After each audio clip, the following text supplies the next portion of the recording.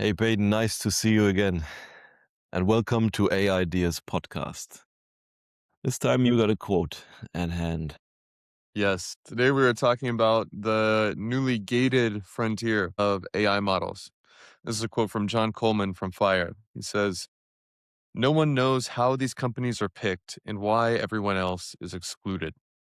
Talking about the recent development of the United States government to pick and choose who actually gets access to the frontier models. What do you think about this? In my view, there's two frontiers right now. There's two frontier models, and it's Anthropic's frontier model, Fable 5 or Mythos, and it's OpenAI's frontier model, this GPT 5.6. And both of them are kept behind bars away from us regular folk like you and me, even though we got just a brief, delicious taste of Fable a few weeks ago. What are the implications of this? It does seem like a pretty crazy, a new development. Is it inevitable that this is the way it is? Or is it going to reverse? How do you see this playing out? And what are the implications? Good question. I think there's a shift happening, yes. And we see it and we feel it because we cannot use it. And what came to mind is after listening to a podcast by Leopold Aschenbrenner with Dwarkesh, it was like 3 years ago or 4 years ago, where he already said it that inevitably the government has to step in because these tools will become so powerful that it is similar to weapon systems and they could be utilized as weapon systems by foreign players or by anyone and so on. And so he says, okay, the government's checks and balances are necessary to keep them guarded and safe in terms of keeping the interests of the nation state. So, but for a European like me, it is not so cool because I cannot work with them. I cannot build stuff with it. However, the other labs from China, they provide the open weights ecosystem with great models as well. You only need to have proper hardware for that. And it's a big investment for sure. But it is time to build out the capabilities of your own company, of your own person, whatever, to also be able to access local AI models or even like semi-local hosted in your country, for example, in a bunker in Switzerland or in a big mountain tunnel, wherever. Just because you don't want your business processes, which add to the value stream, to be interrupted by a foreign player deciding that you are not a great fit for this now and we have a national interest, and so we rug pull the model from your ability to use it. So I think this will be becoming more and more like this. It will turn out to be some kind of a race, yeah. But then if we choose to have only local AI ecosystem, then we also switch the dependency to ever increasing quality of the models which are provided for free to us. And then again, nothing in life comes for free. There are a lot of risks associated with free models. Attack vectors are are definitely there and opaque. I recently went to a security talk about the professor who is also the security head of Apertus. It's the open model from Switzerland. For sure, it's not so good, but it's open source even. And he made an example. Even if you put in like one letter different, if you example, for example, and then example, pel, and then that activated totally different chain of tokens, which got in some bad link into the code, which made the system attackable. And these kinds of attack vectors will be there. And not only talking about the dependency of the models, but also now every teenager who's bored has the ability to hack a public institution Mm. just by utilizing these models. And so it will become more and more volatile and it will become more and more closed, is my prediction for what comes. But also it will become more and more capable, like the models we can use and utilize in our value streams. I'm curious about what do you think about development and how it potentially may play out. Yeah, well, first of all, I'm kinda disappointed that I don't even have American privilege over this. They banned it from us too. I thought there should have been a conversation where I was the one gloating and you were the only one excluded. But it's crazy. It's a really interesting playing field here that it's developing in real time because on one hand, I can see that Mythos is provably too powerful to want to put unchecked and unguarded in the hands of malicious actors, which is what you do. If you send something out into the open, if you make it publicly available, you will for sure have good people with it and bad people with it. And they tried to put a bunch of safety stuff on Fable, and the story, I'm not sure if it's valid or not, but the story is that people have figured out how to jailbreak Fable, and this is why they needed to lock it up. Maybe it's true, maybe it's not. And GPT 5.6, maybe it also is jailbreakable and therefore needs to be locked up. Maybe it's true, maybe it's not. What it is at most is a delay because I see GLM 5.2, which is open source, and way ahead, by the way, of all other open source right now. It is just head and shoulders above the rest of the open source frontier. And it's arguably 6 months behind the true closed frontier, and seems fairly likely that an open source model will have Fable level capabilities in about 6 months, maybe 9 months, when we're considering vibes and the true feel beyond just the benchmarks. But it's an incredibly impressive model, and I haven't used it extensively firsthand. I've begun to use GLM 5.2. I have it locally, and I've also begun to leverage it through Open Router, which, by the way, is noteworthy. It's these open source frontier models. It's not just if you have a supercomputer yourself. It also is very low cost API and subscription availability for great value frontier or a step behind the frontier that it enables and kind of rises the floor for the world from this sort of gating of the true frontier. But at most, we are delaying how long everybody has, or how long it is until everybody has access into Fable and GPT 5.6 level capabilities, because the open source frontier will be there in Q1 2027, almost certainly, given what we've seen and how they seem to be getting closer, not further from the true frontier. And so at most we are delayed, but at the same time, I can understand both sides. Like I think me as an avid builder, as an avid coder, as an avid creator and leverager of the frontier, I find it incredibly frustrating to have Mhm. these incredible tools, these magic wands gated behind unbreakable walls, and the politicization of AI and the extreme centralization of power in the executive branch of the government that is actually greatly amplified and will be further amplified. The more powerful these models get, the person that controls the keys to these models, whoever runs the executive branch of the United States specifically, is going to actually have a greater and greater superpower. They're already superpowered when they had a ton of nukes, but now actually they have a ton of nukes and a country of geniuses and a data center that only they are allowed to tell people who can use it and who cannot, and how it can be unleashed and to what ends, and all of these things. Those of us who are concerned about the centralization of power in the executive branch of the United States government have more reason to be concerned and not less. And yet at the same time, I can understand how you don't want to give the capacity to shut down the United States electric grid to anybody with $20 a month.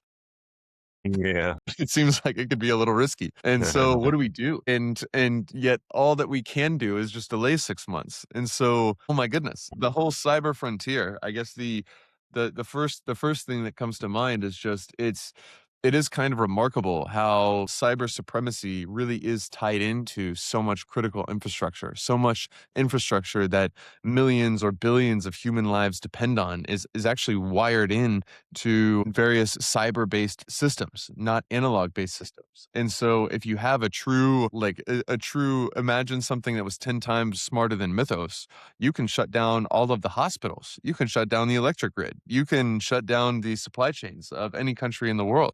you can shut down the water can stop flowing. It's unbelievable how much stuff is tied into the grid, and how if you truly have a super cyber mega genius god that's behind some data center wall, the power and the havoc that they can unleash is hard to overstate, actually, with how the world is built out.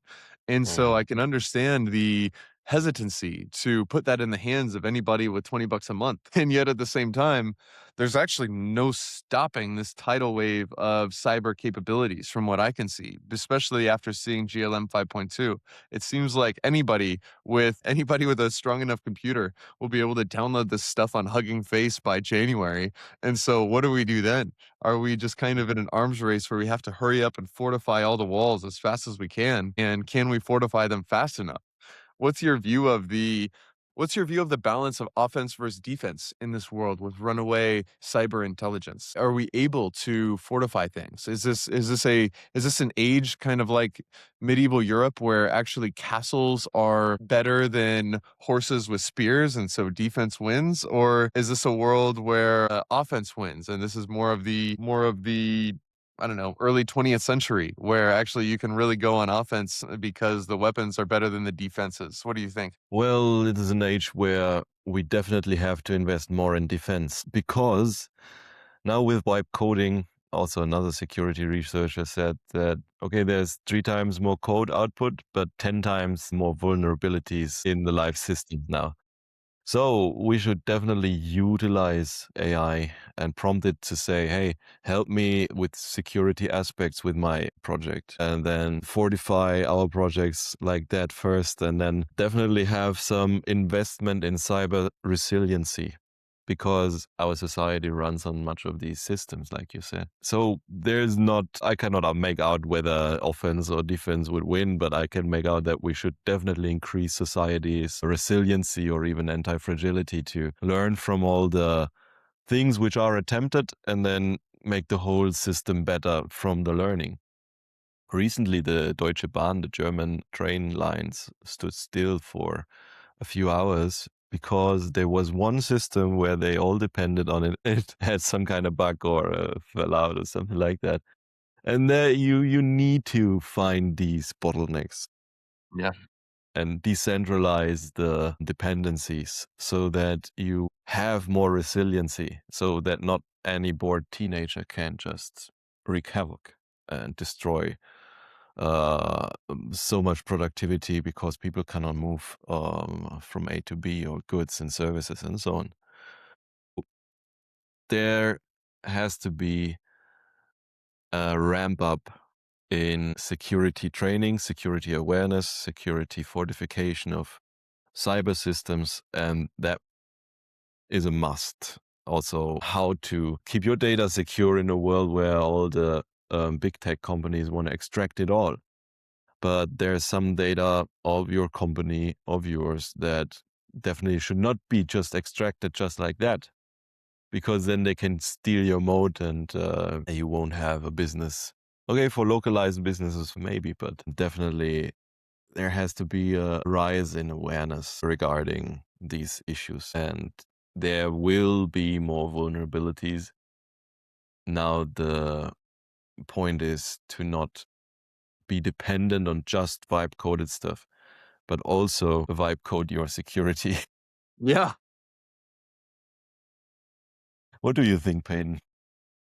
Yeah, I am certainly just kind of surveying my own landscape of systems and securities and potential vulnerabilities. And my initial reaction is, holy shit, my God, this is overwhelming. And there's also these trade offs of like, I operate with such agility in my businesses. There are Yeah. actually some real trade offs in agility and security. I remember working at a corporation, it was the opposite. There was so much security and so many layers, and every system needed so many approvals and all this shit. And it was a pain to get into a new system. And it was everything was gated and it was secure.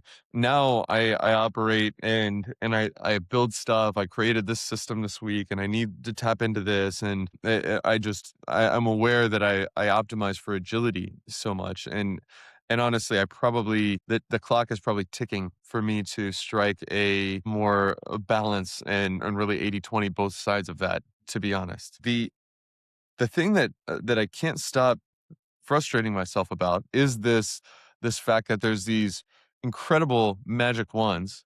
We tasted Fable 5 and it's just so good at building stuff. It's so helpful. I can really point it at my problems and it can help me cut through them. And I can't use it, and it's so frustrating. And I think so many of us feel the same way. And GPT 5.6, my estimation is it's a clear step below. It's not like there's truly one model at the actual frontier right now. And I think that Anthropic is getting further ahead with the lead the further that they're able to use Mythos to train Mythos 2, which is certainly what's going on. And all of their saved inference compute is probably being dumped into hyper training of a next supermodel or a next different kind of supermodel.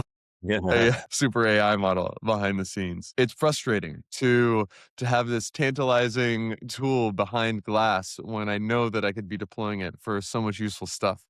And Hmm. yet, I also know it's only a matter of time and it's outside of my control, and I must just be patient about these things. But how do you expect this to play out? Do you think that these two frontier models will always be behind a wall and will be forced to have the sloppy seconds rather than the true frontier good stuff that would otherwise be available because the government just always takes this stance going forward? Do you think this is a temporary moment when they're gated, or do you think this is just from now on, we are going to be all of the regular businesses and humans that aren't connected with the executive branch of the United States are always going to be on a second tier from those that truly have access to the narrow frontier. Well, it's a spectrum what I expect to happen. Yeah, it will be gated, but through security mechanisms that are harder to be jailbroken, but also through mechanisms which ring alarm at the main office of them, and then say, "Hey, there's malicious actors," and then account bans will be taken place much faster, in my expectation, so that because they know there are only a few, usually there are fewer malicious actors, but few malicious actors with big tools can do real harm and so on. But if you weed out all the malicious actors fairly fast and also have a higher bar in being able to access a big model, one financially, otherwise it's like proving your identity and so on. So this will definitely be something like a social scoring mechanism where big tech will score on their judgment. So this is what I expect. Otherwise, the government won't let these models free. And yes, the biggest models will always at first be utilized by governments because they first want to fortify their systems. And then they want to see how they can utilize it to extract intelligence from other nations, whatever are their national and geopolitical interests. And then we get at last the last parts. We get the breadcrumbs from the table where they eat. Yes, sometimes those breadcrumbs can be kind of nice.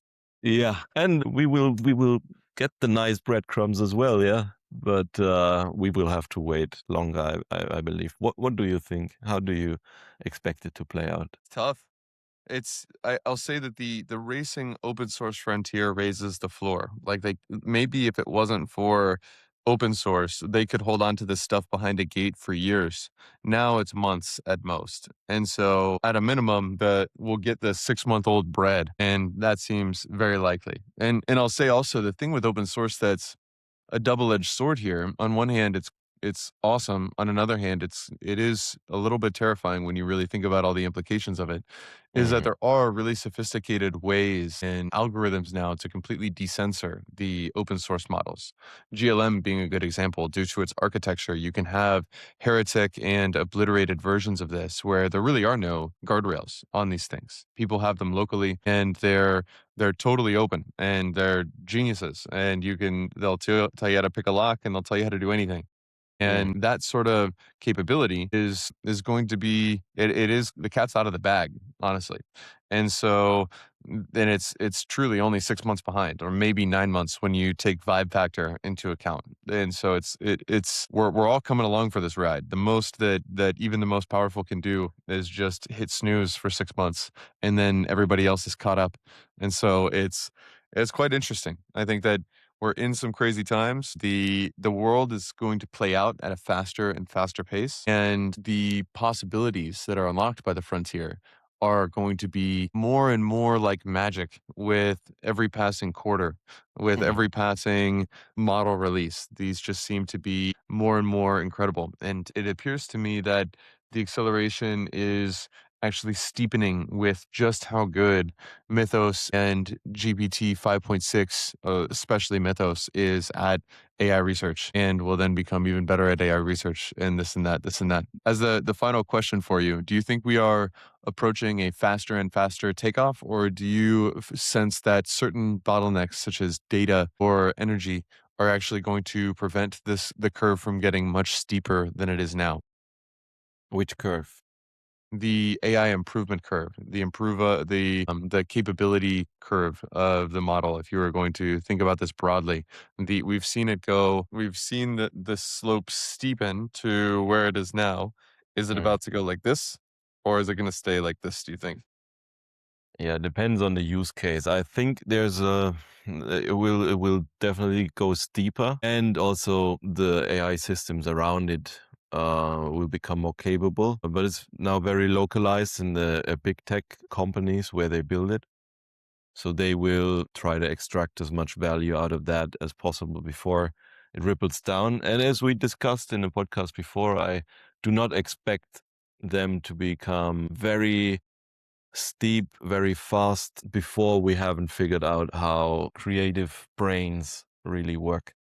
I think there's always the deduction taking place. There they can predict from all the context you put in a story where the detective gets all the people in one room and says, okay, and the murderer is, and then the next token which is predicted, Hmm. this will signal the understanding. I see that. But what if there needs to be like a creative hypothesis, a jump even in perspective taking? I'm not sure, and I don't think this will go through the roof just because the depth of the curve will increase, the steepness will increase. So this is my expectation. I'm curious about yours.